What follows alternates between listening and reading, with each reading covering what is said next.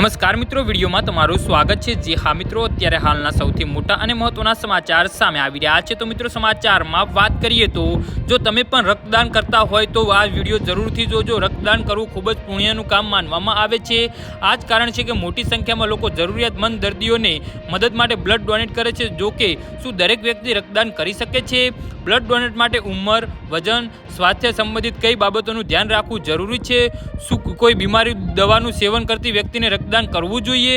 જી હા મિત્રો, તો વિડીયોમાં બન્યા રહેજો। ફિઝિશિયન ડૉક્ટરનું કહેવું છે કે દરેક વ્યક્તિ રક્તદાન કરતી વખતે રક્તદાન કરતાં પહેલાં વ્યક્તિનું સ્વાસ્થ્ય અને કેટલાક જરૂરી ધોરણોની તપાસ કરવામાં આવે છે। આ સિવાય બ્લડ ડોનેટ કરતાં પહેલાં તમે પછી કે કેટલીક સાવચેતી રાખવી જરૂરી છે। એવામાં જો તમે પણ રક્તદાન કરાવવાનું વિચારી રહ્યા છો તો પહેલાં આનાથી જોડાયેલા જરૂરી નિયમો અને સાવચેતી જાણી લો।